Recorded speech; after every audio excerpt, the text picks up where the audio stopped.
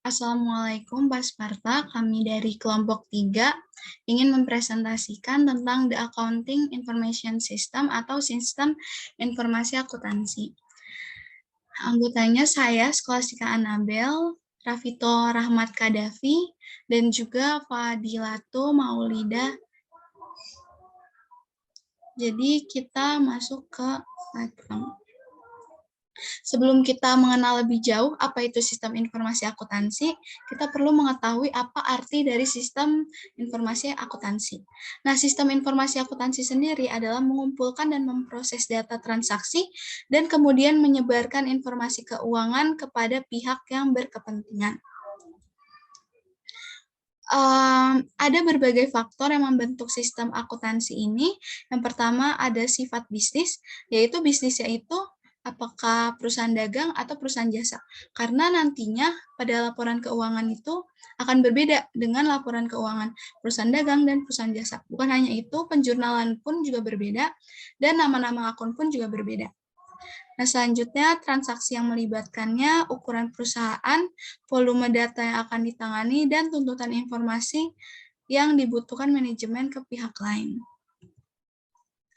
Nah, akuntansi itu bertumpu pada seperangkat konsep untuk mengidentifikasi, mencatat, dan mengklasifikasikan. Nah, oleh karena itu, kita perlu memahami terminologi dasar. Yang pertama itu peristiwa. Nah, jadi suatu peristiwa umumnya adalah sumber atau penyebab perubahan dari aset, kewajiban, dan ekuitas. Nah, peristiwa ini bisa dari eksternal dan internal. Nah, contoh internal itu misalnya pelunasan piutang. Pelunasan piutang dari pihak lain.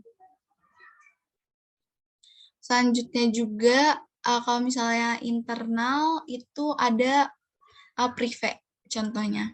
Nah, yang kedua itu transaksi. Nah, peristiwa eksternal yang melibatkan transfer atau pertukaran antara dua atau lebih entitas. Itu merupakan transaksi.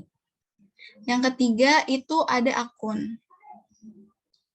Nah, akun ini adalah suatu pengaturan sistematis yang menunjukkan pengaruh transaksi dan peristiwa pada elemen tertentu. Nah, contoh-contoh akun itu ada akun aset, kewajiban, pendapatan, beban. Nah, itu adalah contoh akun. Nah, yang keempat itu ada akun real dan akun nominal. Nah, jadi akun real sendiri itu merupakan akun permanen. Nah, biasanya itu memuat aset, kewajiban, ekuitas. Nah, itu terdapat di akun real. Nah, biasanya juga akun real itu ada di laporan posisi keuangan. Sedangkan akun nominal itu merupakan akun sementara. Jadi contohnya itu ada akun pendapatan, beban, dan juga ada akun dividen.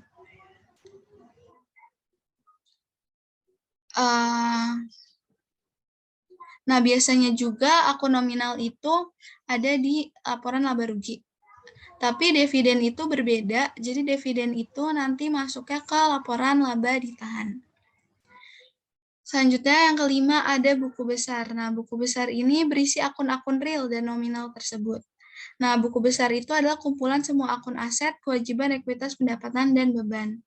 Buku besar ini menjadi buku besar pembantu yang berisi rincian yang terkait dengan akun buku besar yang diberikan.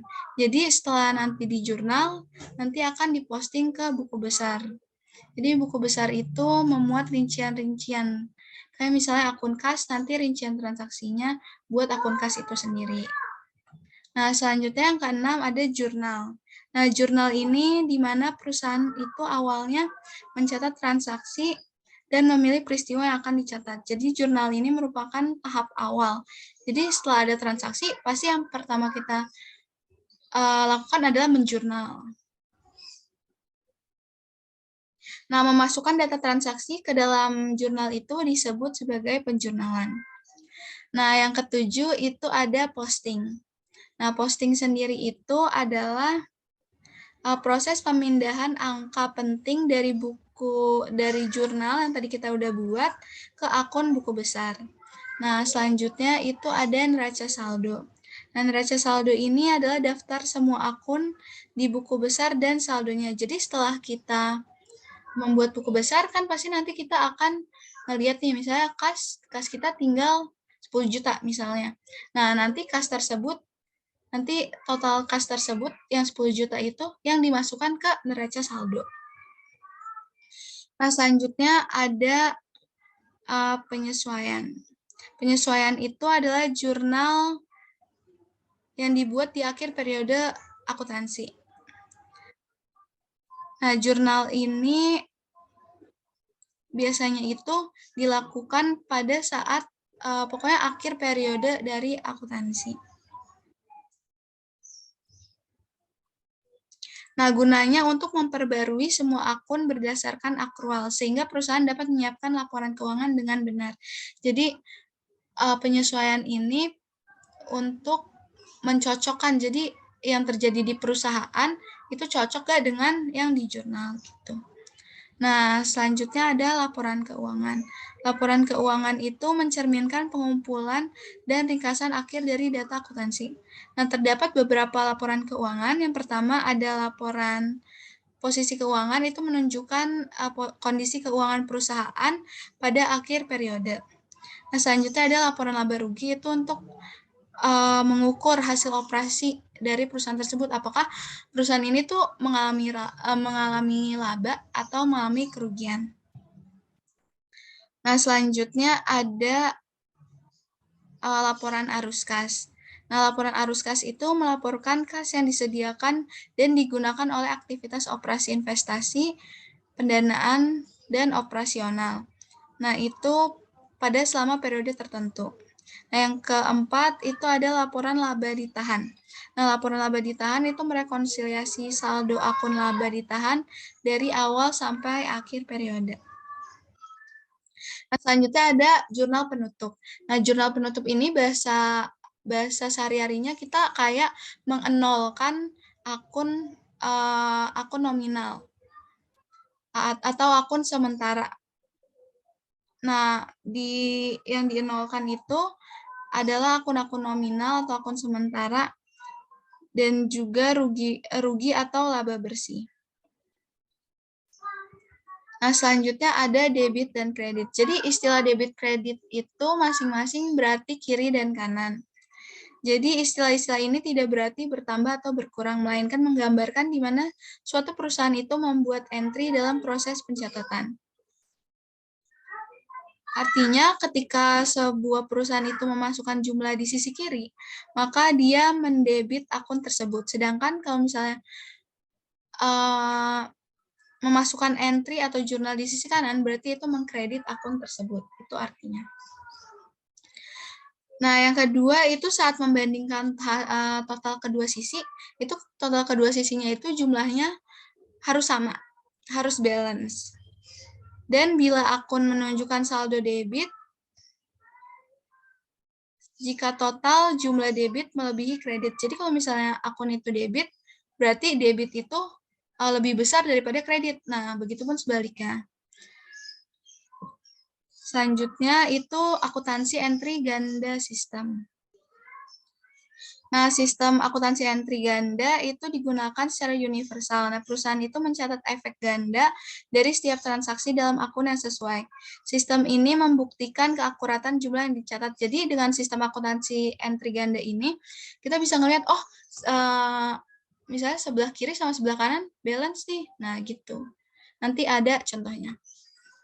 Nah, ini merupakan pengertian debit kredit. Jadi, misalnya tipe akun aset. Nah, aset itu kalau misalnya bertambah, pasti di debit, dan kalau misalnya berkurang, itu di kredit. Itu pasti, dan selalu. Nah, sedangkan kewajiban itu kalau misalnya berkurang, itu berarti di debit, dan bertambah itu di kredit. Nah, jadi contohnya itu kita ngebeli peralatan secara tunai. Berarti kan aset kita peralatan itu bertambah kan, berarti nanti peralatan akan didebit dan kas kita, karena kita ngeluarin uang untuk beli peralatan, berarti kan berkurang, dan nanti kas kita akan dikredit. Beda halnya dengan kalau misalnya kita beli peralatan secara kredit. Nah, berarti itu kan masuknya ke tipe akun yang kedua, yaitu kewajiban. Tipe akun yang kedua berarti kan kewajiban, nih liabilities. Nah, kalau misalnya liabilities, kita beli peralatan secara kredit. Nah, berarti kan aset kita, yaitu peralatan bertambah, Dan pastinya utang kita juga akan bertambah ke pihak yang kita beli. Misalnya kayak kita beli di PTA. Nah, PTA itu pasti nanti utang kita bertambah di PTA. Jadinya kalau misalnya kewajiban itu bertambah di kredit. Nah, ekuitas itu sama kayak kewajiban, kalau misalnya berkurang itu di debit, dan kalau misalnya bertambah itu di kredit. Nah, pendapatan juga sama, kalau berkurang itu di debit, dan kalau pendapatan bertambah itu di kredit. Nah, kalau beban itu bertambah di debit dan berkurang di kredit. Nah, saya juga mau menjelaskan tentang akun kontra. Nah, akun kontra ini misalnya kita ambil ekuitas. Nih, ekuitas kan kalau misalnya berkurang itu di debit dan bertambah di kredit. Nah, akun kontra ini beda. Jadi akun kontra ini kalau misalnya bertambah itu nggak di kredit, yaitu malah di debit. Misalnya kita ngomongin ekuitas ya. Misalnya kita ngomongin dividen. Nah, dividen kan merupakan ekuitas.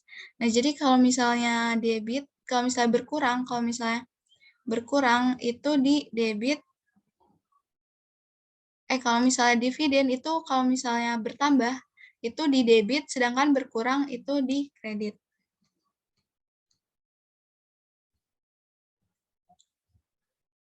Selanjutnya ada persamaan akuntansi.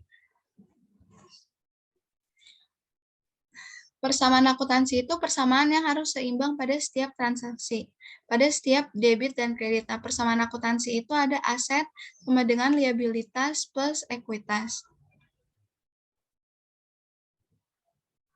Nah, di sini ada contoh soal, ini yang sistem ganda tadi.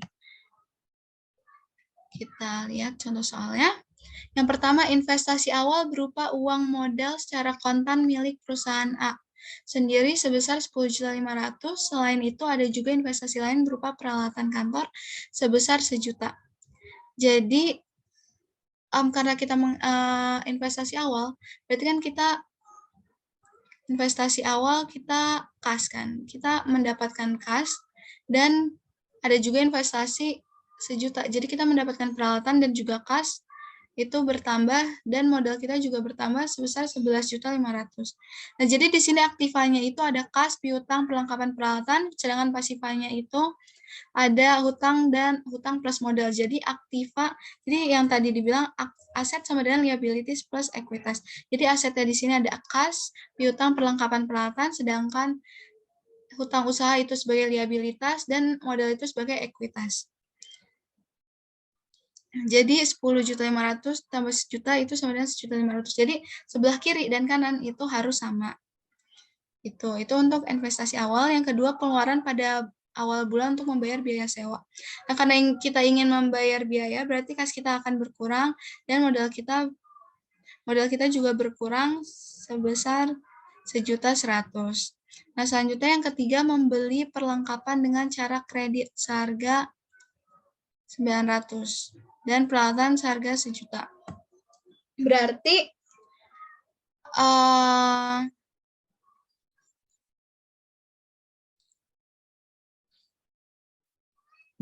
kita memiliki, kan kita membeli perlengkapan secara kredit, jadi perlengkapan kita bertambah, peralatan kita bertambah, dan utang usaha kita akan bertambah juga. Nah, selanjutnya ada mendapatkan pendapatan jasa sebesar 2 juta. Nah, jadi kita mendapatkan kas sebesar 2 juta dan kita mendapatkan pendapatan yaitu masuk ke modal sebesar 2.100.000. Nah, yang selanjutnya membayar tagihan listrik karena kita mengeluarkan kas untuk membayar tagihan listrik, jadi kas kita akan berkurang dan modal kita juga akan berkurang sebesar 250. Tanggal 6 berarti kita mengeluarkan dana 200 untuk pengeluaran pribadi. Jadinya kas kita berkurang dan modal kita atau prive kita itu juga kurang, jadinya berkurang. Nah, selanjutnya ada laporan keuangan dan struktur kepemilikan.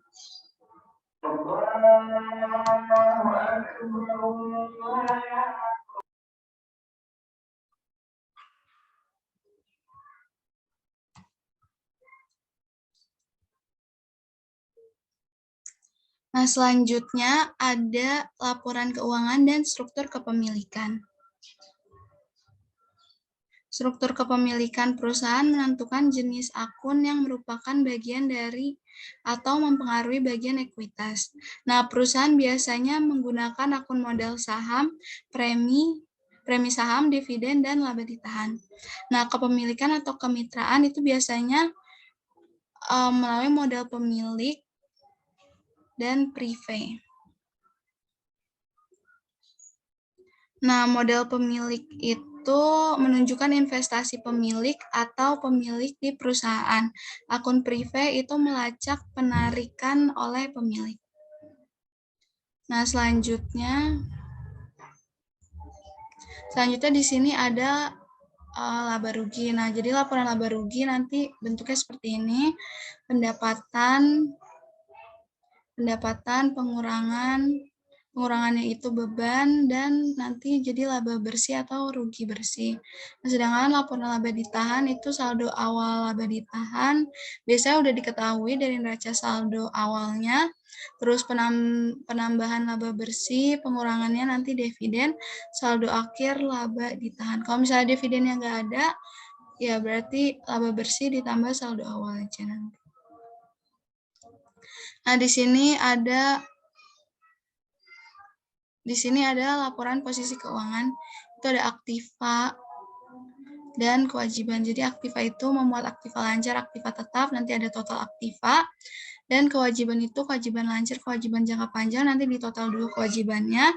Di situ ekuitas, itu ada modal pemilik, laba ditahan, dan total ekuitas. Nah, total ekuitasnya juga ditambah dulu. Nah, jadi total ekuitas plus total kewajiban plus total ekuitas itu jadi total kewajiban plus ekuitas. Nah, jadi total aktiva sama total kewajiban plus ekuitas itu harus sama jumlahnya. Nah, selanjutnya ada siklus akuntansi. Jadi yang pertama itu transaksinya itu nanti setelah kita dapat transaksi, kita jurnal. Nah, jurnal itu biasanya kalau misalnya perusahaan jasa itu jurnalnya itu cuma general jurnal atau jurnal umum. Kalau misalnya nanti dagang ada jurnal penerimaan kas, jurnal penjualan, jurnal pembelian, jurnal pengeluaran kas, dan lain-lain. Terus habis kita jurnal, nanti kita posting ke buku besar. Terus habis kita posting, kita masukin ke neraca saldo. Setelah itu kita melakukan penyesuaian. Nah, habis penyesuaian, kita melakukan membuat neraca saldo lagi, yaitu neraca saldo yang disesuaikan. Jadi, habis dari penyesuaian, kan nanti kita buat jurnal, habis itu nanti kita masukin ke neraca saldo yang disesuaikan.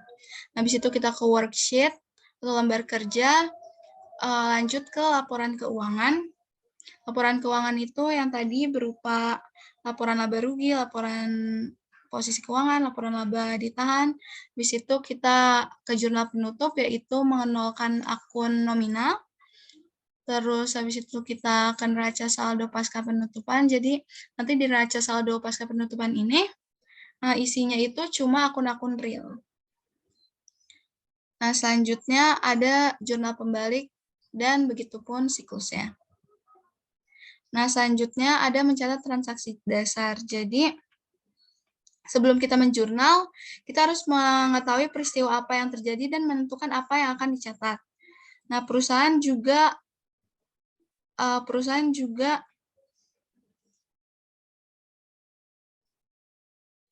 transaksi yang dicatat. Terus habis itu perusahaan juga harus mencatat semua penjualan atau pembelian secara tunai maupun kredit sekecil apapun.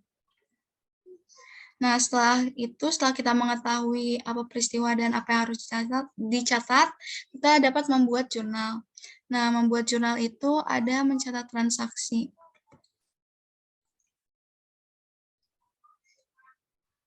Nah, mencatat transaksi jadi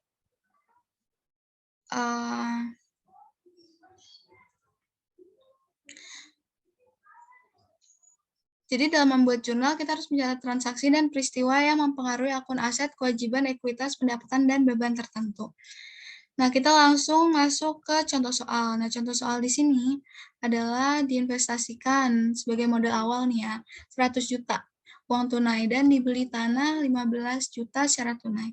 Nah, berarti nanti kita memasukkan jurnal ya, kas kita di debit karena yang kita ingat tadi di awal, kas bertambah itu di debit, dan modal kita juga bertambah. Nah, modal bertambah di kredit. Jadinya kas debit dan kreditnya itu modal 100 juta. Ini dua-duanya bertambah. Nah, selanjutnya ada dibeli tanah secara tunai. Nah, karena dibeli tanah kita akan mengalami debit karena dia itu kan masih termasuk aset. Nah, aset bertambah di debit. Nah, kas kita berkurang. Aset berkurang di kredit. Jadi tanah terus habis itu kreditnya kas sebesar 15 juta. Selanjutnya ada posting. Nah, posting itu proses pemindahan jumlah akun dari jurnal ke akun di buku besar. Nah, jadi di sini saya punya ada dua macam buku besar. Jadi di sini itu ada buku besar standar accounting form, jadi bentuk akun standar. Jadi di sini ada date, explanation, debit, credit, sama balance. Nah, sedangkan di bawah ini bentuknya T, jadi sama aja dua-duanya. Jadi bisa dipakai salah satunya. Jadi ini yang bawah itu akun bentuk T, yang atas itu general ledger atau bentuk buku besar akun standar. Nah, jadi kita langsung masuk ke contohnya. Contohnya itu yang pertama ini. Kas. Jadi kasnya itu, tadi kan kita udah jurnal. Jadi ini, sama refnya ini, ref yang di sini itu harus diisi selalu ya.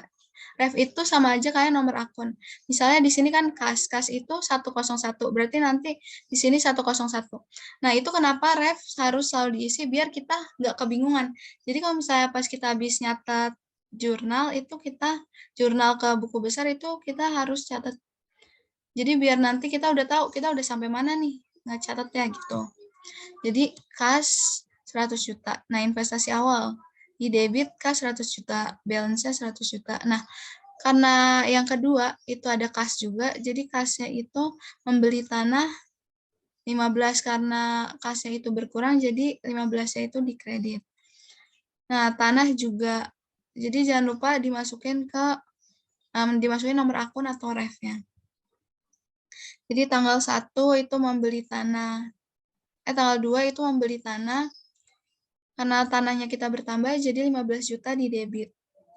Dan modalnya itu investasi awal, karena modal itu bertambah, jadi modal bertambah di kredit. Gitu. Nah, selanjutnya di sini ada bagian akun atau nomor akun. Nah, bagian akun itu di sini ada contohnya di sebelah kiri. Jadi jumlah dan jenis rekening itu berbeda untuk setiap perusahaan. Jumlah akun tergantung pada jumlah keinginan manajemen. Mau detail atau enggak. Misalnya manajemen perusahaan itu mungkin menginginkan satu akun untuk semua jenis beban utilitas. Tapi ada juga yang mau kayak di detail. Misalnya beban utilitas itu ada gas, listrik, air. Nah, itu beda-beda akunnya. Ada juga yang begitu. Nah, sebagian besar perusahaan itu memiliki bagian akun. Nah, bagian ini mencantumkan akun dan nomor akun. Nah, biasanya itu nomor akun 100 sampai 199 itu menunjukkan aset. Nah, sedangkan 200 sampai 299 itu kewajiban, 300 sampai 399 itu akun ekuitas. Nah, 400 sampai 499 itu pendapatan, 800 sampai 899 itu pendapatan lainnya, terus 500 sampai 799 itu biasanya beban. Nah, ini ada contoh soal. Nah, contoh soal, pada tanggal 1 Oktober 2019, pemilik PT Sukamaju itu menginvestasikan uang sebesar 50 juta sebagai modal awal. Jadi, basic analisisnya itu yang pertama, aset pada akun kas meningkat sebesar 50 juta, ekuitas pada akun modal pemilik itu bertambah juga 50 juta. Nah, jadi karena kas dan modalnya itu bertambah, jadinya di equation analisis persamaan analisis persamaan dasarnya itu aktivanya itu bertambah 50 juta pada kas dan ekuitasnya itu bertambah 50 juta pada modal pemilik. Selanjutnya analisis debit kredit. Nah, analisis debit kreditnya itu debitnya itu meningkat karena kas, karena kita dapat kas dan debitnya itu kas 50 juta. Kreditnya itu juga bertambah karena modal bertambah juga di kredit. Jadi kreditnya modal pemilik 50 juta. Jadi jurnal itu kas pada modal pemilik itu 50 juta. Nah, habis dari jurnal kita posting ke buku besar. Itu nah nih, ini yang nomor akunnya udah diisi. Jadi biar nanti kita nggak lupa dan nggak salah. Kasnya itu di debit 50 juta dan di modal pemilik kreditnya itu 50 juta karena bertambah. Nah, contoh soal yang kedua itu pada tanggal 3 Oktober 2019 PT Sukamaju membayar sewa kantor untuk bulan Oktober sebesar 2 juta. Jadi beban sewa itu meningkat 2 juta karena pembayaran hanya berkaitan dengan bulan Oktober. Terus aset pada akun kas itu berkurang 2 juta karena membayar sewa. Nah, jadi aktivanya itu berkurang karena membayar beban dan ekuitasnya itu berkurang karena beban sewa.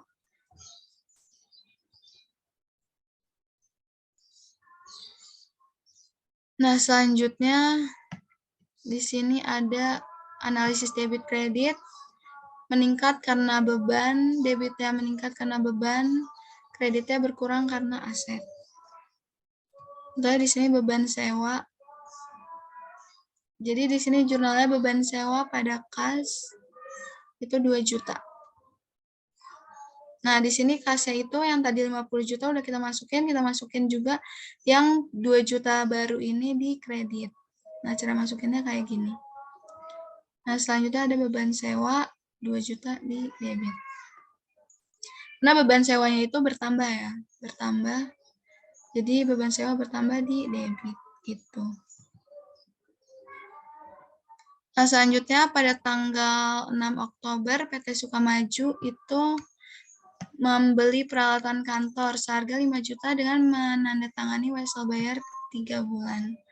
Jadi basic analisisnya aset dari akun peralatan kantor itu meningkat 5 juta dan liabilitas atau kewajiban pada akun hutang wesel itu bertambah 5 juta juga.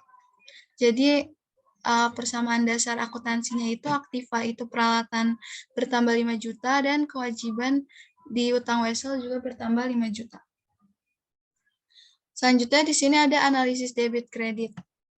Nah, analisis debit kreditnya itu di debit meningkat karena pembelian peralatan, debitnya peralatan 5 juta, kreditnya bertambah karena utang wesel. Kreditnya itu utang wesel 5 juta. Jadi nanti jurnalnya peralatan kantor pada utang wesel 5 juta.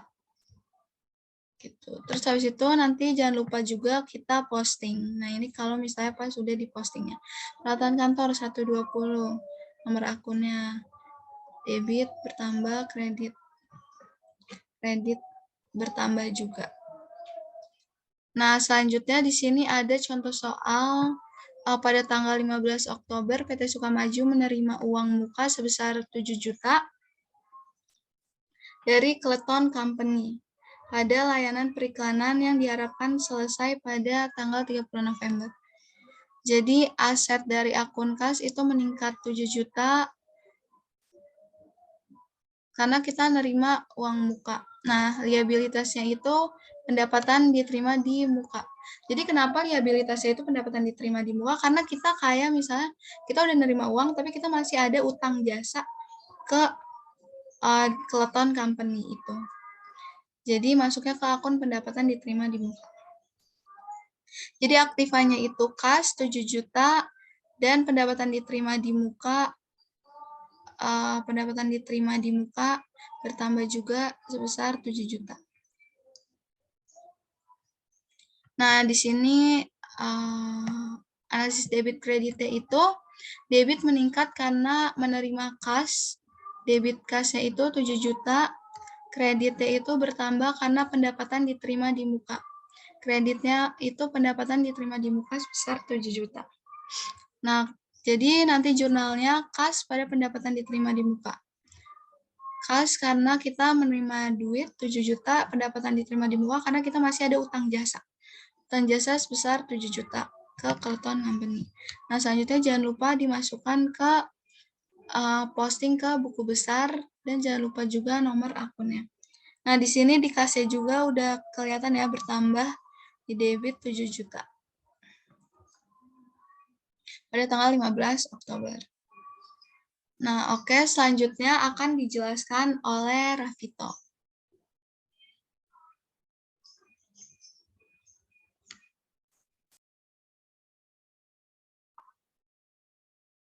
Assalamualaikum warahmatullahi wabarakatuh. Nama saya Rafito Rahmat Kadafi. Di sini saya akan menjelaskan slide 27 sampai dengan 50. Nah, pada slide 27 di sini ada contoh soal. Pada tanggal 20 Oktober, Dewan Direksi PT Sukamaju mengumumkan dan membayar dividen tunai sebesar 500.000 kepada pemegang saham. Nah, di sini dividen meningkat 500.000 dan kas berkurang 500.000 karena membayar dividen.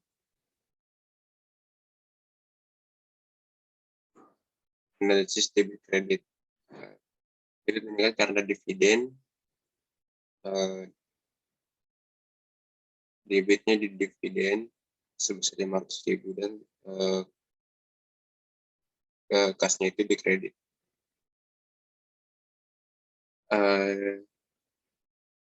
Karena dividen, debit meningkat karena dividen.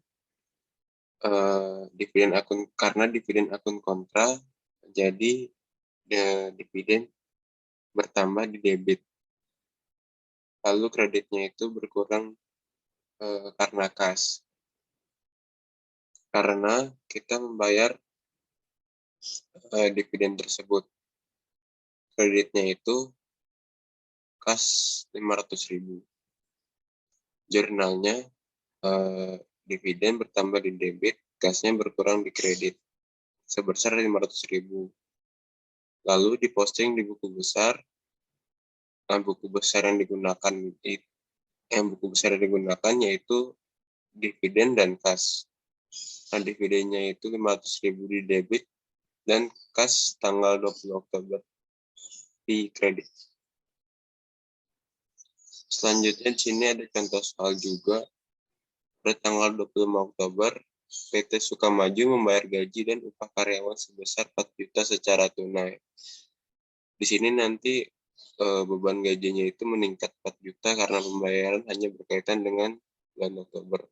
Lalu kas berkurang karena membayar sewa sebesar 2 juta.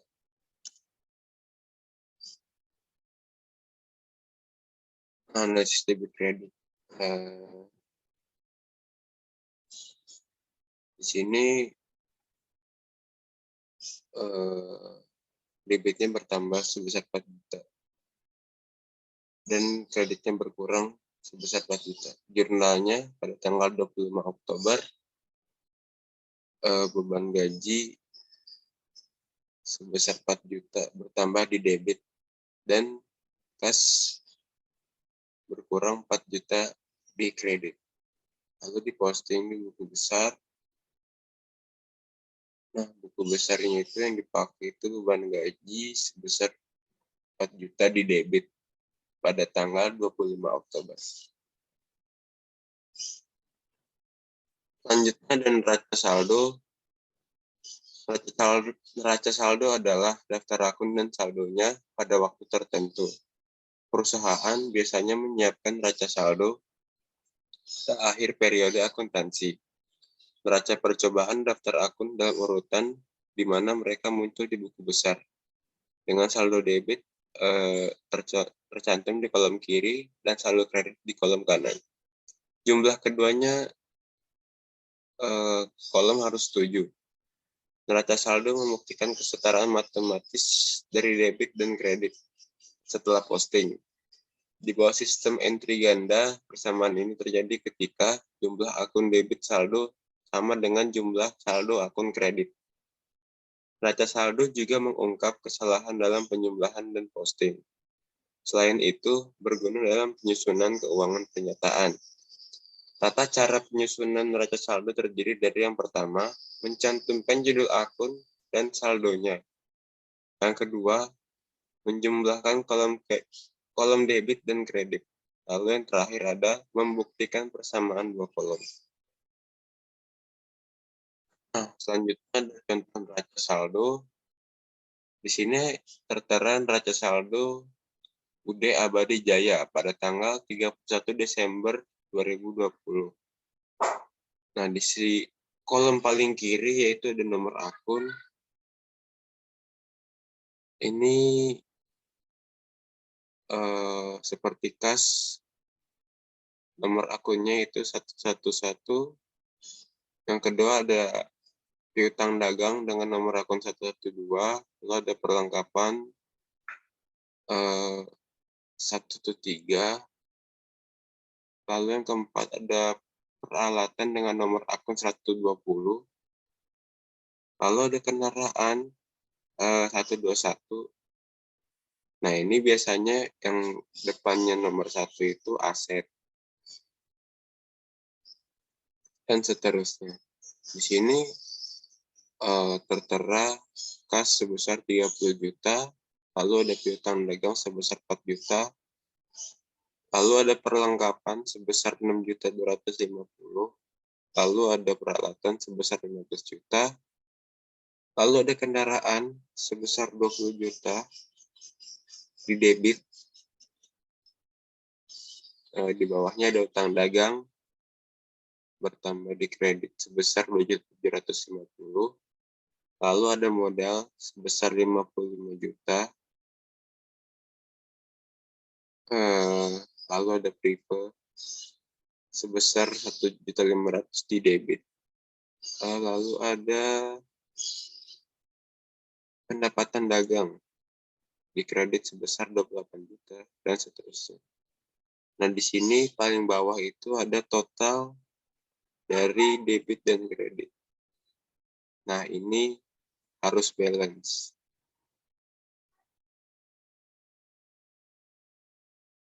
Selanjutnya ada jurnal penyesuaian. Yang pertama itu ada biaya dibayar di muka. Yang kedua ada pendapatan diterima di muka. Yang ketiga ada pendapatan yang masih harus dibayar. Yang keempat ada biaya masih harus dibayar. Penangguhan. Penangguhan atau deferment merupakan penangguhan akunting yang diberikan untuk penerimaan atau himpunan pendapatan sebelum pendapatan-pendapatan itu dimanfaatkan, atau juga terjadinya suatu pengeluaran sebelum manfaat daripadanya diterima. Dua jenis penangguhan. Yang pertama itu ada deferral, yaitu penangguhan pengakuan atas suatu expense yang telah dibayar atau revenue yang telah diterima. Nah, yang kedua itu ada accrual, yaitu suatu expense yang belum dibayar atau revenue yang belum diterima.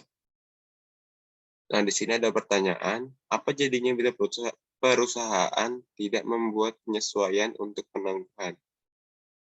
Nah, jurnal penyesuaian ini perlu dibuat karena saldo akun yang ada sudah tidak mencerminkan keadaan beban dan aktiva yang sebenarnya. Jurnal penyesuaian yang mempengaruhi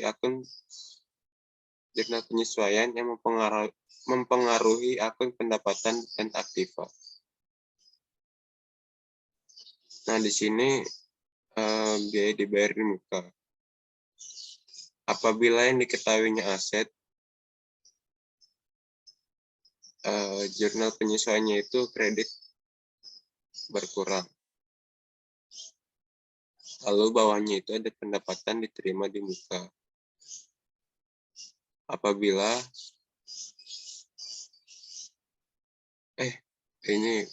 apabila yang diketahui biaya, debitnya bertambah, lalu bawahnya pendapatan diterima di muka. Apabila yang diketahui kewajiban, itu debitnya berkurang. Lalu apabila yang diketahui pendapatan, itu kreditnya itu bertambah.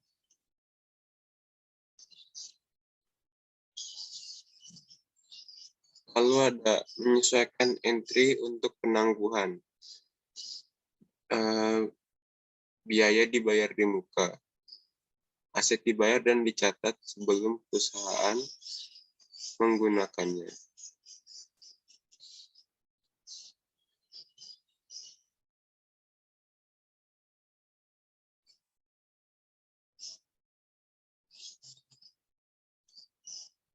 Nah, biaya dibayar di muka itu adalah biaya yang dibayar sebelum menggunakan jasa atau barang yang Anda akan gunakan. Anda akan dikenakan biaya ini ketika Anda membayar sesuatu yang akan Anda terima dalam waktu dekat. Setiap kali Anda membayar sesuatu yang sebelum menggunakannya, Anda harus mencatatnya melalui entry biaya dibayar di muka. Prepaid expense tidak segera memberikan nilai. Sebaliknya, mereka memberikan nilai dari waktu ke waktu. Umumnya, selama beberapa periode akuntansi, Anda sering menemui contoh biaya dibayar di muka dalam kehidupan sehari-hari. Misalnya itu membayar sewa Wi-Fi atau membayar langganan layanan online streaming. Pembayaran tunai sebelum biaya tercatat. Pembayaran di muka sering terjadi berhubungan dengan yang pertama itu ada pertanggungan, lalu yang kedua ada perlengkapan, lalu yang ketiga ada periklanan, yang keempat ada sewa menyewa, dan yang terakhir ada bangunan dan peralatan. Di slide selanjutnya ada contoh soal perikanan Sukamaju membeli perlengkapan ikan seharga 25 juta pada tanggal 5 Oktober. Nah, jadi di sini nggak ditulis 25 juta, melainkan 25.000. Nah, nanti perlengkapannya itu di debit sebesar 25.000. Lalu kreditnya itu berkurang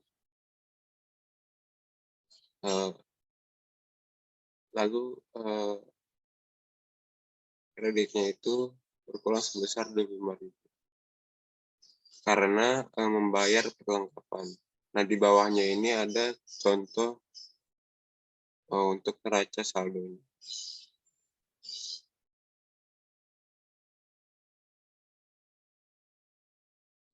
Selanjutnya ada contoh soal lagi, hitungan persediaan pada penutupan kas pada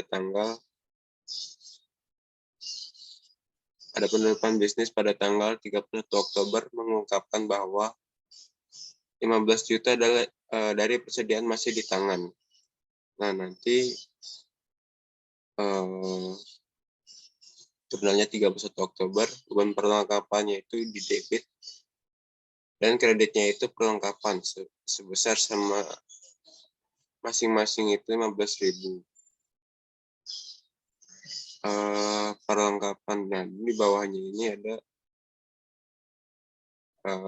jurnalnya. Nah, tadi kan 25.000, lalu ditambah kredit 15.000, jadinya berkurang 10.000. Nah, yang di sebelah kanan itu debitnya bertambah 15.000. Untuk soal selanjutnya, pada 4 Oktober, Perikanan Sukamaju membayar 6 juta untuk polis asuransi kebakaran 1 tahun. 21 Oktober, tunjukkan entry untuk mencatat pembayaran asuransi.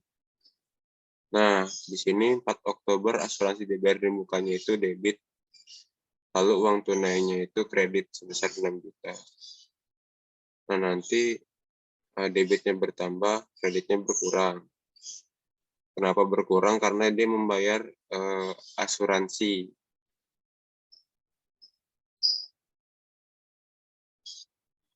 Selanjutnya, soal analisis kebijakan mengungkapkan bahwa 500.000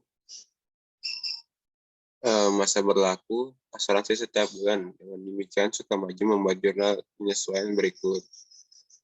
Pada tanggal 31 Oktober, biaya asuransi di debit sebesar 500 dan asuransi prabayarnya di kredit. Nah, di sini asuransi prabayarnya di kredit sebesar 500. Lalu biaya asuransinya di debit sebesar 500. Selanjutnya, Sukamaju memperkirakan penyusutan peralatan kantornya. Jadi, di Sukamaju itu mengalami penyusutan peralatan menjadi 400.000 per bulan. Yazici mengakui penyusutan untuk bulan Oktober dengan jurnal penyesuaian berikut. Pada tanggal 31 Oktober, beban penyusutannya itu di debit sebesar 400 dan akumulasi penyusutannya itu di kredit.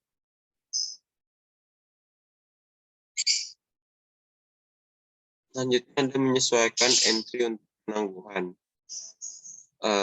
Penerimaan kas sebelum jasa dilakukan dicatat sebagai kewajiban yang disebut pendapatan diterima di muka. Pendapatan diterima di muka adalah transaksi yang sejak awal dicatat sebagai kewajiban, tetapi akan menjadikan pendapatan kemudian hari. Pendapatan ini timbul karena perusahaan telah menerima pembayaran atas suatu pekerjaan, tetapi belum menyelesaikan pekerjaan tersebut. Bayaran telah diterima sebelum pendapatan tercatat. Pendapatan diterima di muka sering terjadi sehubungan dengan yang pertama itu ada menyewa. Yang kedua itu ada tiket pesawat. Contohnya itu ketika seseorang membeli tiket pesawat, mereka tidak langsung menerima produknya. Dalam situasi ini, produk adalah kursi yang tersedia pada penerbangan yang belum terjadi.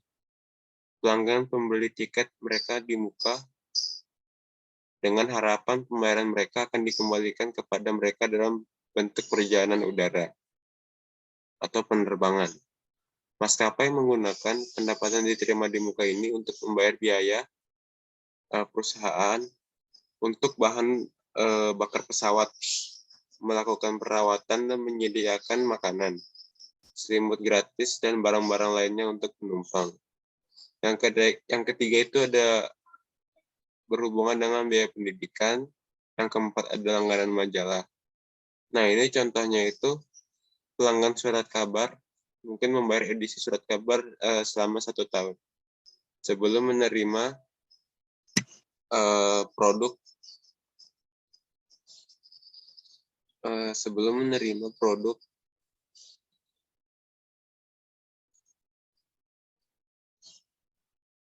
surat kabar akan menggunakan pendapatan diterima di muka yang diperoleh dari pelanggan untuk membayar gaji karyawan dan menghasilkan produk yang diinginkan.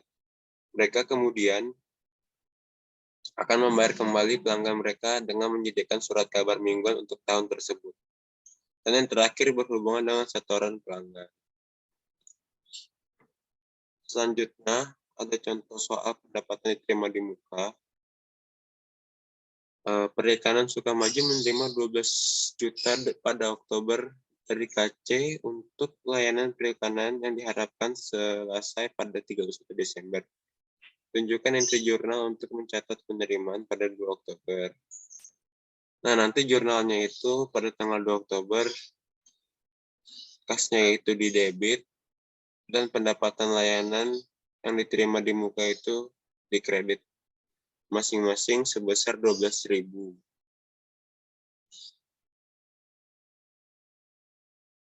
Nah, ini bawahnya.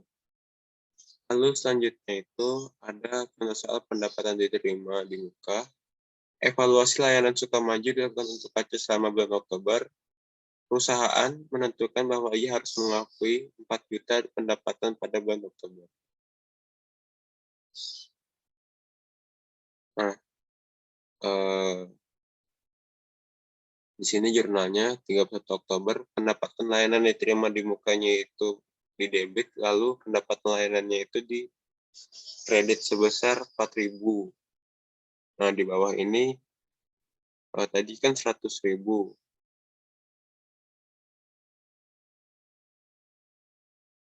Itu kreditnya itu bertambah sebesar 104.000. Lalu ada pendapatan layanan diterima di muka kreditnya itu sebesar 12.000 dikurang debit 4.000, jadi hasilnya itu 8.000. Selanjutnya ada menyesuaikan entry untuk akrual. Akrual dibuat untuk catatan itu yang pertama ada pendapatan dan pengeluaran. Kategori kedua dari jurnal penyesuaian adalah akrual. Perusahaan melakukan penyesuaian entry untuk akrual untuk mencatat pendapatan untuk layanan yang dilakukan dan biaya yang dikeluarkan pada periode akuntansi berjalan. Tanpa penyesuaian akrual, akun pendapatan atau akun beban diremehkan. Dengan demikian, jurnal penyesuaian untuk akrual akan meningkat keduanya, laporan posisi keuangan dan akun laporan laba rugi. Nah, di sini pendapatan yang masih harus dibayar jika diketahuinya aset itu bertambah di debit. Tetapi jika yang diketahui biaya, kreditnya itu akan berkurang. Selanjutnya ada beban yang masih harus dibayar. Jika yang diketahui beban, debitnya itu bertambah, dan jika diketahuinya utang, kreditnya bertambah. Selanjutnya ada jurnal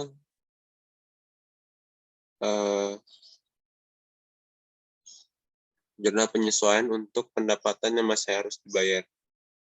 Pendapatan dicatat untuk layanan yang dilakukan yang kasnya belum diterima pada tanggal laporan adalah pendapatan yang masih harus dibayar. Accrued revenues merupakan kata lain dari pendapatan yang harus dibayar atau piutang pendapatan. Artinya ada transaksi pendapatan yang telah dilakukan tetapi uangnya belum diterima atau baru didapat pada periode yang telah dijanjikan. Dalam ekonomi, accrued revenues mudah ditemui di perusahaan jasa karena pendapatan akan diterima setelah pekerjaan atau layanan jasa selesai. Pendapatan yang masih harus dibayar biasanya dicatat dalam jurnal penyesuaian. Contoh accrued revenues ialah pengacara yang belum menerima pendapatan dari klien dan pengusaha konstruksi yang akan menerima pendapatannya di periode yang akan datang. Pendapatan tercatat sebelum bayaran telah diterima. Pendapatan yang masih harus dibayar sering terjadi sehubungan dengan sewa menyewa, minat, dan layanan dilakukan.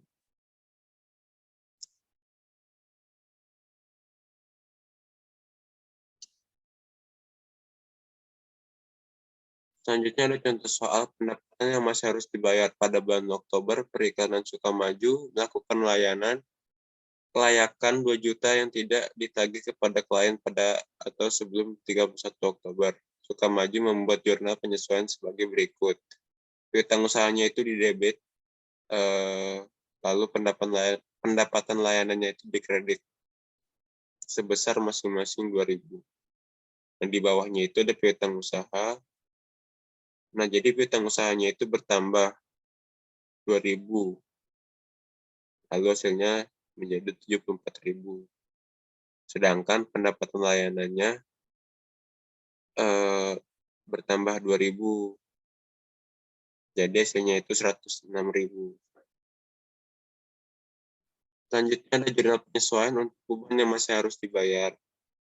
Beban yang telah terjadi tetapi belum dibayar tunai atau dicatat menyesuaikan hasil entry dalam biaya tercatat sebelum pembayaran tunai. Pada akhir tahun terdapat biaya listrik yang belum dibayar. Pada akhir tahun terdapat biaya air dan telepon yang belum dibayar. Begitu juga dalam perusahaan. Pada akhir bulan terdapat biaya gaji karyawan yang belum dibayar perusahaan. Lalu upah akrual perusahaan yang terhutang kepada karyawan di akhir periode. Semua contoh itu menurut Pagan et al. Disebut sebagai beban yang masih harus dibayar atau accrual payable. Beban yang masih harus dibayar adalah beban atau kewajiban yang sudah menjadi beban, dilihat dari segi waktu, tetapi belum dibayar dan dicatat. Contoh biaya yang masih harus dibayar atau accrual payable, yaitu ada utang gaji, utang listrik, utang telepon, utang air, dan lain-lain. Kapan saatnya biaya berubah menjadi beban? Jawabannya adalah pada saat biaya dapat dihubungkan dengan manfaat sesuai prinsip matching, atau dapat saling ditandingkan antara pengorbanan dengan manfaat. Beban yang masih harus dibayar atau accrued expense disebut juga dengan hutang beban. Beban jenis ini terjadi jika dalam akhir periode akuntansi suatu perusahaan terdapat beban yang masih menjadi tanggungan perusahaan, dan beban tersebut belum dibayar oleh perusahaan, sehingga beban tersebut dicatat sebagai hutang. Jurnal penyesuaian yang harus dibuat untuk beban yang masih harus dibayar adalah mendebit beban dan mengkredit utang, atau dapat juga dicatat dengan mendebit beban dan mengkredit beban yang masih harus dibayar. Biaya yang masih harus dibayar sering terjadi sehubungan dengan sewa menyewa, yang kedua ada minat, yang ketiga ada pajak, yang terakhir ada gaji. Lalu yang terakhir ada jurnal penyesuaian untuk bunga yang masih harus dibayar. Di sini contoh soal bunga yang masih harus dibayar itu Periklanan Sukamaju menandatangani catatan 3 bulan utang wesel dibayar sebesar 50 juta dalam 1 Oktober. Utang wesel mensyaratkan bunga pada tingkat tahunan sebesar 12%. Nah, jadi nanti nilai nominal catatannya itu sebesar 50.000 dikali suku bunga tahunannya sebesar 12% dikali waktu dalam 1 tahun. Jadi bunganya itu 500.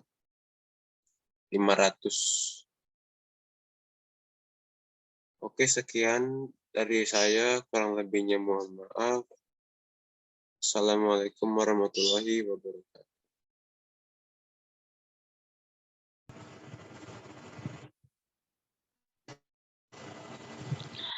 Baik, untuk slide selanjutnya yaitu jurnal penyesuaian untuk bunga yang masih harus dibayar.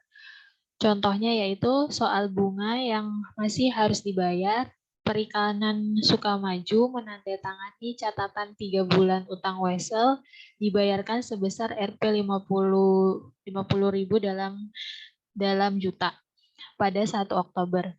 Utang wesel mensyaratkan bunga pada tingkat tahunan 12%. 3 faktor yang menentukan besarnya akumulasi bunga yaitu sebagai berikut.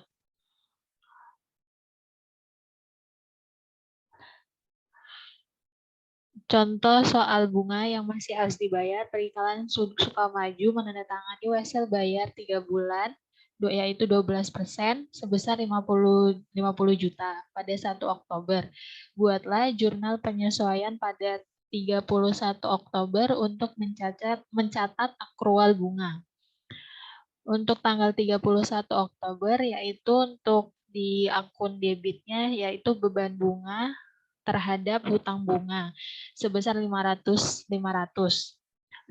itu berasal dari nilai nominal 50 juta dikali 12% dikali 1/12. Hasilnya jadi 500.000. Kemudian ada jurnal penyesuaian untuk gaji yang masih harus dibayar. Contoh soalnya yaitu pada 31 Oktober, gaji dan upah merupakan biaya yang masih harus dibayar dan kewajiban untuk Sukamaju. Karyawan menerima total gaji sebesar 10 juta selama seminggu kerja 5 hari, atau bisa dibilang 2 juta per hari. Untuk pencatatan jurnalnya yaitu sebagai berikut. Untuk tanggal 31 Oktober, untuk di akun debitnya yaitu beban gaji dan upah terhadap gaji dan upah hutang sebesar 6 juta.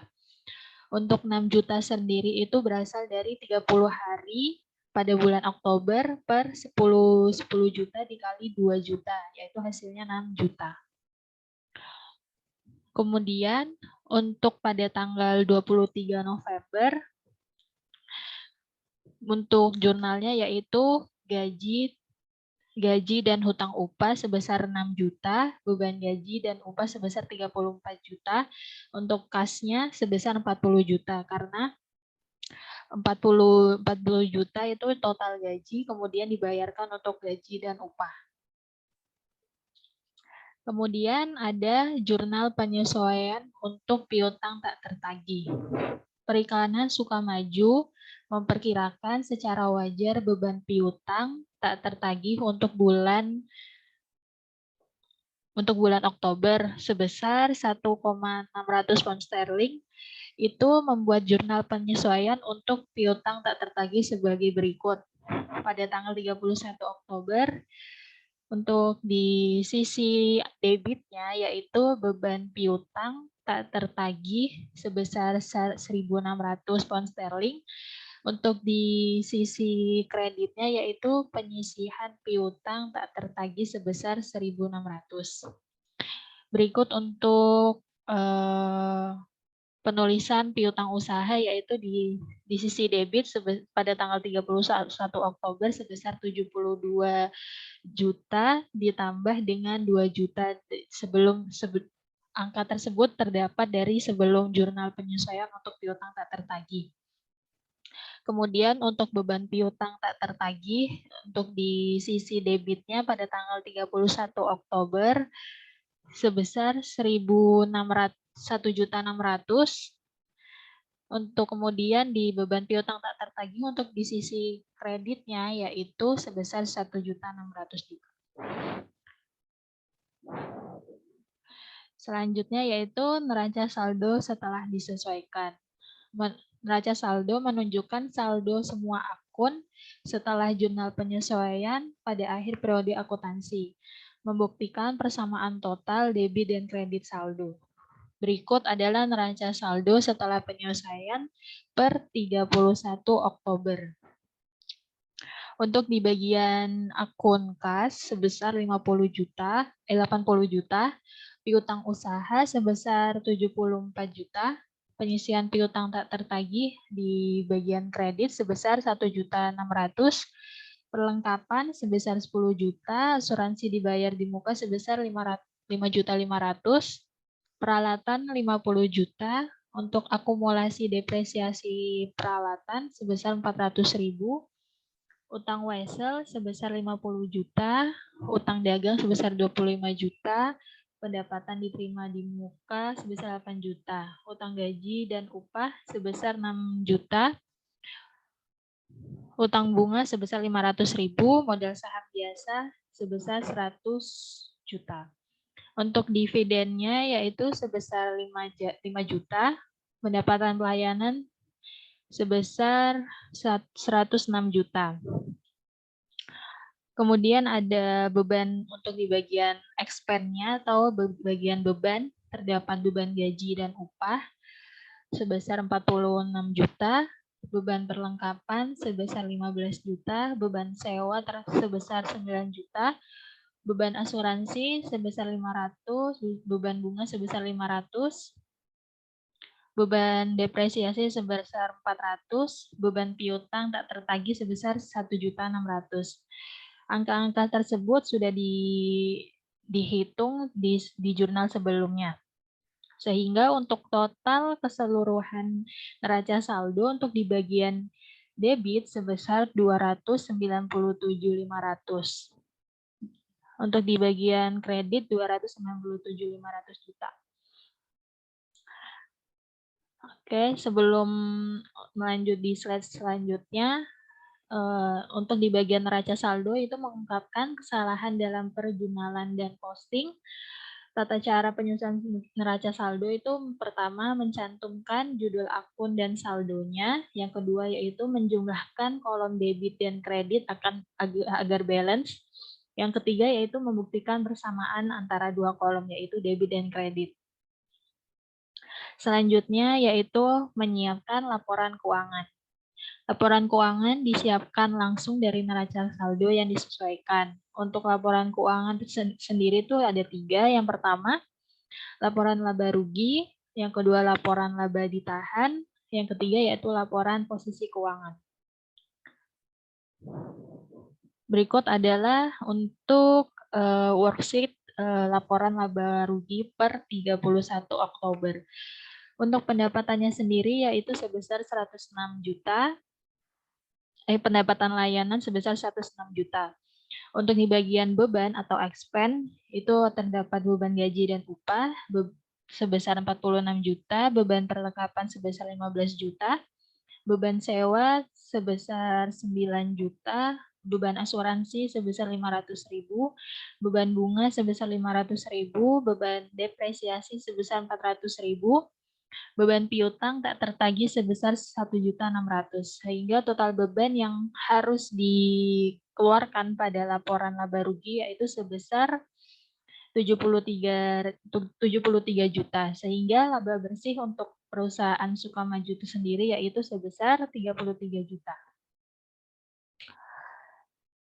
Berikut adalah laporan laba ditahan per 31 Oktober. Laba ditahan untuk pada tanggal 1 Oktober yaitu sebagai berikut.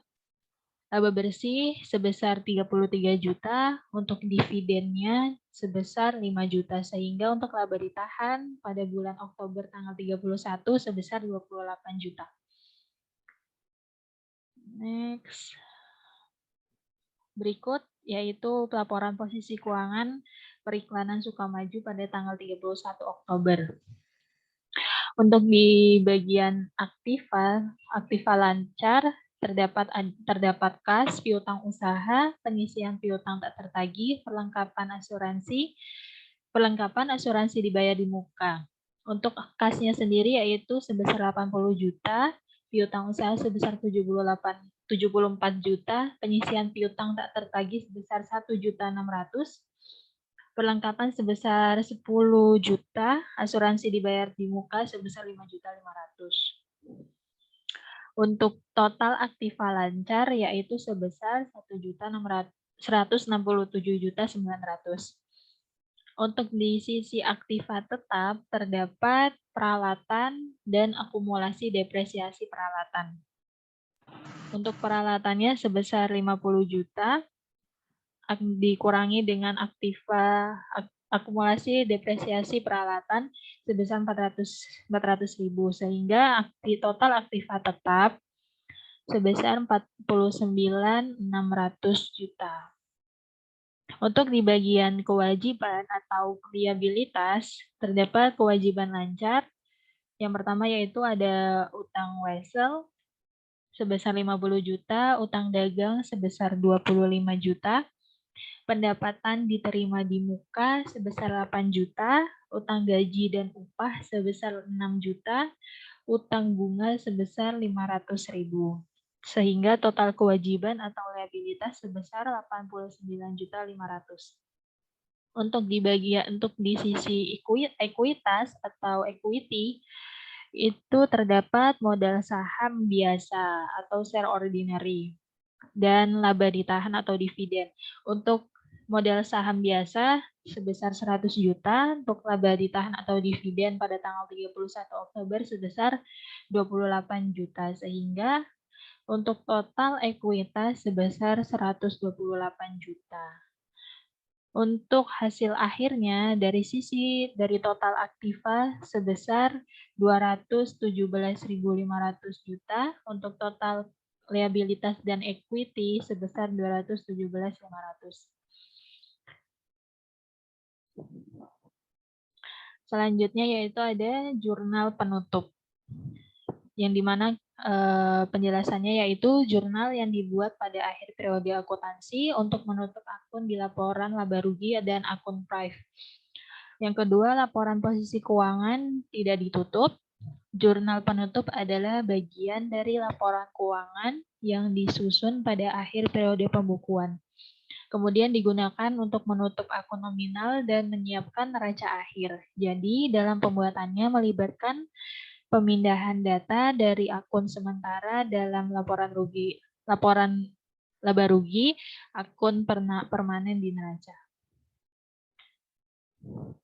Berikut adalah contoh untuk jurnal penutup periklanan Sukamaju. Yang pertama ada pendapatan layanan di sisi debit sebesar 106 juta. Untuk ikhtisar laba rugi menutup akun pendapatan yaitu sebesar 106 juta.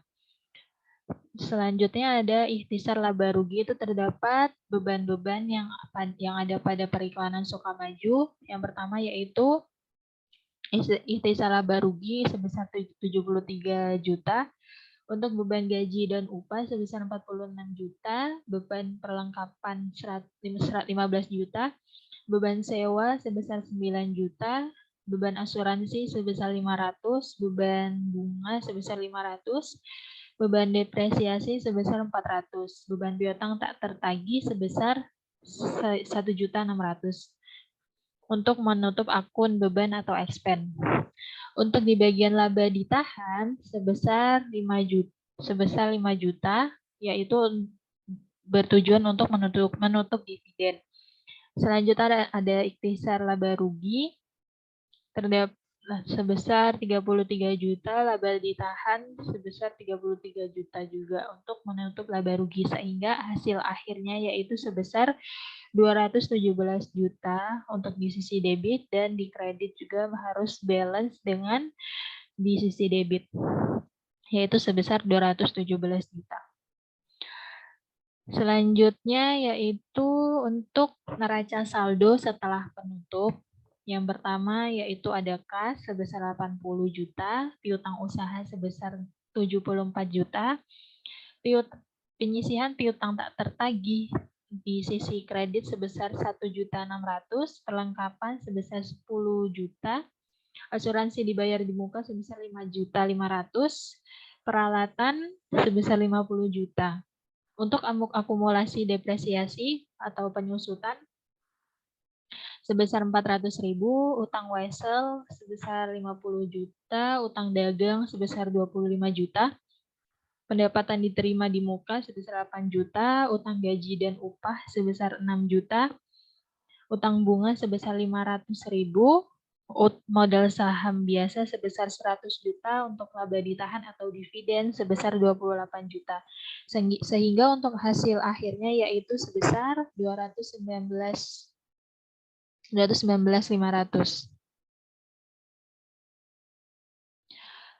Selanjutnya yaitu ada appendix. Untuk appendix 3B yaitu berisi tentang menggunakan entry pembalik.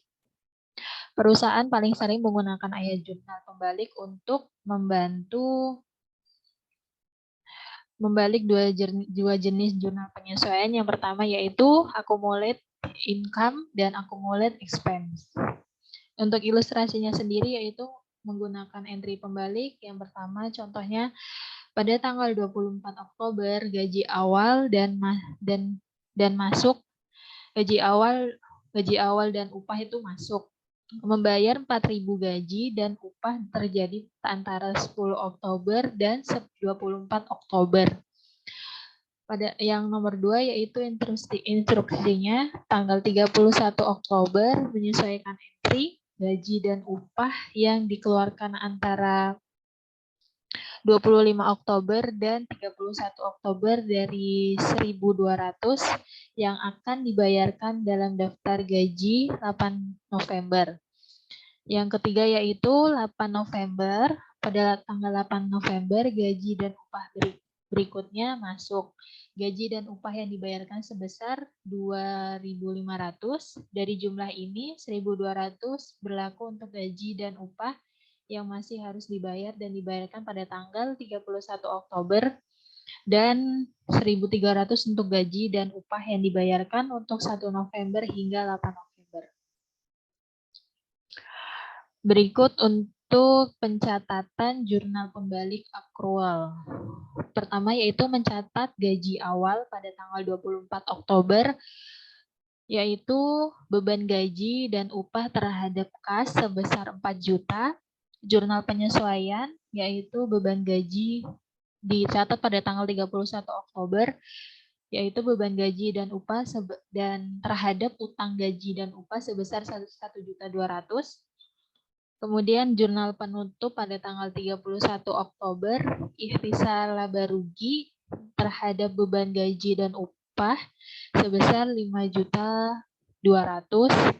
Untuk jurnal pembalik pada tanggal 1 November tidak dicatat.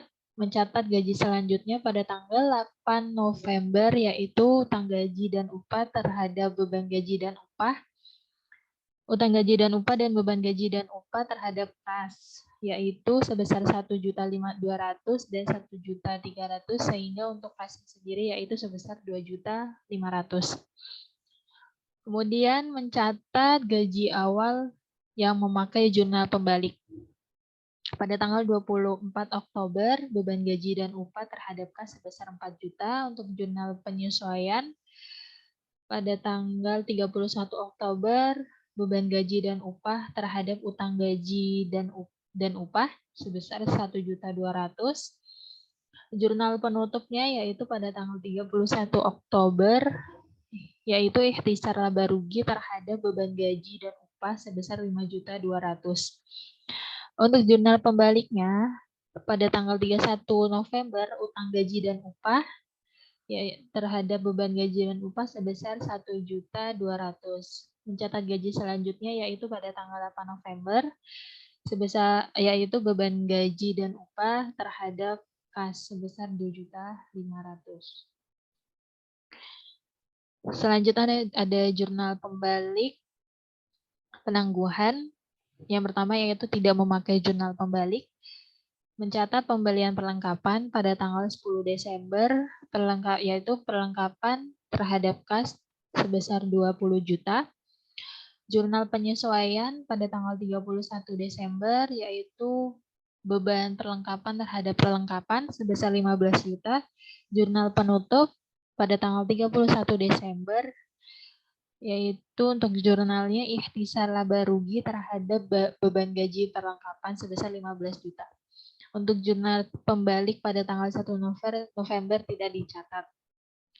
Kemudian memakai jurnal pembalik pada mencatat pembelian perlengkapan tanggal 10 Desember, yaitu mencatat perlengkapan terhadap kas sebesar 20 juta. Kemudian ada jurnal penyesuaian pada tanggal 31 Desember, yaitu beban perlengkapan terhadap perlengkapan sebesar 15 juta. Jurnal penutup pada tanggal 31 Desember, yaitu ikhtisar laba rugi dan beban gaji perlengkapan sebesar 15 juta. Untuk jurnal pembaliknya, pada tanggal 1 Januari ditulis yaitu beban perlengkapan terhadap perlengkapan sebesar 1.200.000. Untuk penjelasannya yaitu dua entry terakhir berbeda pada tanggal 1 November, membalikkan entry kemudian menghilangkan saldo 1.200.000. Dalam gaji dan upah. Hal ini terjadi karena pada tanggal 31 Oktober dibuat entry penyesuaian. Untuk yang kedua, penjelasan yang kedua yaitu entry pembalik juga menciptakan saldo 1.200.000 di kredit dikarenakan perusahaan akan mendebit seluruh jumlah pembayaran gaji dan upah pada periode baru gaji dan upah.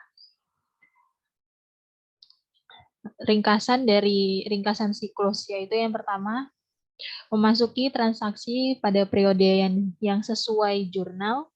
Kedua, pos dari jurnal ke buku besar atau buku besar. Yang ketiga yaitu mempersiapkan neraca saldo yang belum disesuaikan atau trial balance. Mempersiapkan dan menyesuaikan entry jurnal dan posting ke buku besar. Kemudian mempersiapkan neraca saldo setelah penyesuaian atau adjust trial balance. Mempersiapkan neraca saldo keuangan pernyataan dari uji coba yang disesuaikan keseimbangan. Kemudian ada mempersiapkan jurnal penutup dan posting ke buku besar. Langkah selanjutnya yaitu mempersiapkan neraca saldo setelah penutup atau post closing trial balance. Selanjutnya itu mempersiapkan entry pembalik, itu opsional tergantung perusahaan akan menggunakan entry pembalik atau tidak. dan kemudian diposting ke buku besar. Ringkasan untuk entry pembalik yang sudah dijelaskan di atas, yaitu ringkasan entry pembalik atau reversing entry sebagai berikut. Yang pertama, semua accrual harus dibalik. Untuk yang kedua, semua penangguhan di mana perusahaan mendebit atau mengkreditkan transaksi tunai asli ke akun pengeluaran atau pendapatan harus dibalik. Yang ketiga, yaitu menyesuaikan entry untuk penyusutan dan kredit macet tidak dibalik. Perlu diketahui, kenali bahwa membalikkan entry tidak harus digunakan, karena itu beberapa akuntan harus lebih teliti lagi pada entry pembalik atau reversing entries. Selanjutnya ada topiknya yaitu Appendix 3C yang berisi tentang siklus akuntansi ditinjau kembali. Dalam lampiran ini memberikan ilustrasi tambahan tentang langkah-langkah akhir periode dalam siklus akuntansi dan mengilustrasikan pengguna lembar kerja atau worksheet. Menggunakan lembar kerja seringkali memfasilitasi akhir periode bulanan, triwulan, atau tahunan. Proses akuntansi dan pelaporan. Dengan adanya laporan keuangan, membantu perusahaan menyiapkan laporan keuangan secara lebih tepat waktu. Berikut kolom penjelasan tentang kolom lembar kerja atau worksheet. Yang pertama yaitu kolom neraca percobaan. Untuk contohnya, kabinet Ciner yang ditunjukkan pada ilustrasi 3C1 memperoleh data untuk keseimbangan uji coba dari saldo buku besar pada 31 Desember, yaitu jumlah untuk persediaan sebesar 40.000, merupakan akhir tahun jumlah persediaan yang dihasilkan dari penerapan sistem inventaris. Yang kedua yaitu kolom penyesuaian. Setelah Ciner memasukkan semua data penyesuaian dalam lembar kerja atau worksheet, Ciner menetapkan kesetaraan kolom penyesuaian, kemudian memperluas saldo di semua akun ke yang disesuaikan kolom saldo percobaan. Yang ketiga yaitu adjustment entry on the worksheet. Penjelasannya yaitu untuk contohnya item A hingga G di bawah ini berfungsi sebagai dasar untuk menyesuaikan entry yang dibuat dalam lembar kerja atau worksheet untuk perusahaan Cinere. Ilustrasinya sebagai berikut. Yang pertama, untuk di poin A, penyusutan peralatan pada tingkat yaitu sebesar 10% per tahun berdasarkan biaya asli 67.000. Untuk di poin B, perkiraan kredit macet seperempat dari persen penjualan, seperempat persen dari penjualan yaitu sebesar 400.000. Untuk di poin C, asuransi kadaluarsa selama kadaluarsa setahun yaitu sebesar 360. Untuk di poin D, bunga yang masih harus dibayar atas piutang yaitu pada tanggal 31 Desember sebesar 800.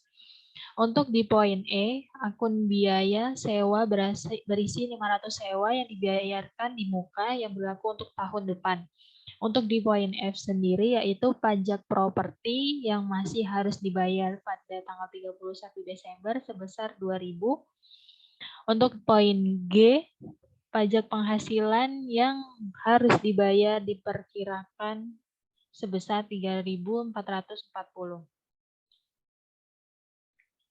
Untuk jawabannya yaitu entry penyelesaian yang diperlihatkan pada lembar kerja atau worksheet pada tanggal 31 Desember 2019 sebagai berikut. Untuk di poin A, pencatatan jurnalnya yaitu biaya depresiasi terhadap akumulasi biaya peralatan sebesar 6.700.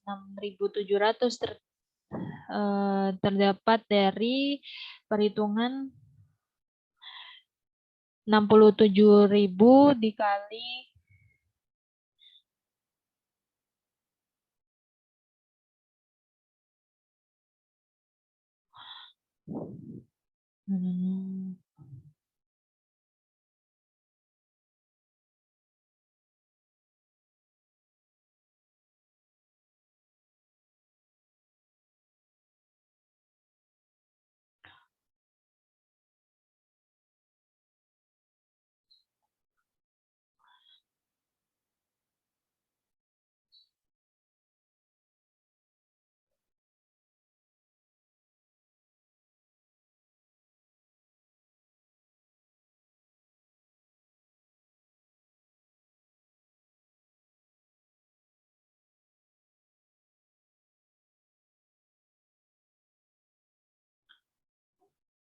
Mohon maaf, ada sedikit kendala. Yang pertama yaitu pada poin A, biaya depresiasi terhadap akumulasi biaya peralatan sebesar 6.700 terdapat dari 67.000 dikali 10%. Untuk di poin B, yaitu biaya utang 1/4 dikali 4.000, hasilnya 1.000. Untuk di sisi kreditnya yaitu penyisihan piutang. Untuk di poin C, yaitu biaya asuransi terhadap asuransi prabayar sebesar 360. Selanjutnya di poin D yaitu bunga tagihan sebesar 800 terhadap bunga pendapatan sebesar 800.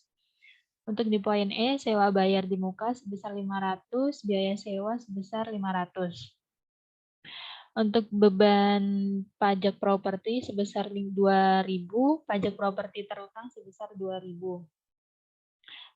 Beban pajak penghasilan sebesar 3.440 terhadap pajak penghasilan terutang. Neraca saldo yang disesuaikan yaitu saldo uji coba yang disesuaikan menunjukkan saldo semua akun setelah penyelesaian di akhir periode akuntansi. Misalnya Ciner menambahkan 2.000 yang ditampilkan sebaliknya. Penyisihan untuk akun yang diragukan di kolom trial balance untuk dikredit yaitu sebesar 1.000 di penyesuaian. Untuk di kredit kolom penyesuaian kredit, perusahaan kemudian memperpanjang total sebesar 3.000 ke adjust kolom trial balance di sisi kredit. Demikian pula Ciner mengurangi 900 debit di seberang prabayar asuransi dengan kredit 360 pada kolom penyelesaian. Hasilnya yaitu sebesar 540 ditampilkan pada kolom adjust trial balance di debit. Yang selanjutnya itu kolom laporan laba rugi laporan posisi keuangan. Pada semua item debit di kolom saldo uji coba yang disesuaikan ke dalam kolom laporan laba rugi atau laporan posisi keuangan di sebelah kanan. Demikian pula semua item kredit. Langkah selanjutnya adalah menjumlahkan laporan laba rugi. Ciner membutuhkan jumlah laba atau rugi bersih untuk periode menyeimbangkan kolom debit dan kredit. Penghasilan sebesar 12.200 ditunjukkan pada kolom laporan laba rugi di debit karena pendapatan melebihi pengeluaran. Ciner kemudian menyeimbangkan kolom laporan laba rugi. Perusahaan juga memasuki internet penghasilan sebesar 12.200 pada kolom laporan posisi keuangan di kredit sebagai peningkat laba ditahan. Baik, selanjutnya akan dilanjutkan oleh teman saya. Terima kasih.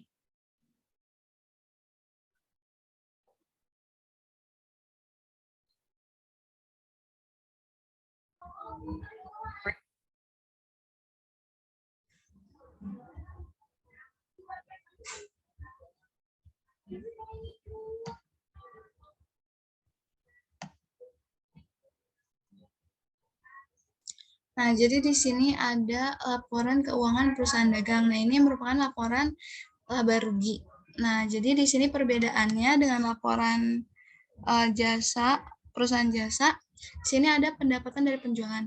Pendapatan dari penjualan ini nanti akan dirinci. Jadi penjualan, terus ada retur penjualan dan potongan, ada diskon penjualan. Jadi retur penjualan dan potongan ditambah dengan diskon penjualan menghasilkan nanti ditambah dan menghasilkan penjualan bersih. Terus di laporan laba rugi itu ada harga pokok penjualan. Nanti jadi laba kotornya. Terus nanti baru dikurangi dengan beban-beban sehingga menghasilkan laba bersih. Lanjutnya laporan laba ditahan itu sama aja kayak perusahaan jasa. Jadi laba ditahan awal 3 miliar, laba bersihnya 250 dikurangi dividen 150. Jadi kenaikan laba ditahan 100 jadi 3 miliar 100 karena ditambahin. Nah, selanjutnya ada laporan posisi keuangan. Laporan posisi keuangan juga agak sedikit berbeda, yaitu di persediaan barang. Nah, jadi kalau misalnya di perusahaan dagang itu ada persediaan barang dagang. So far, tapi di sininya Di semuanya itu sama. Di aset, liabilitas, ekuitas itu sama. Nah, jumlah aset nih, jumlah aset ini harus sama dengan jumlah liabilitas. Yang di sini.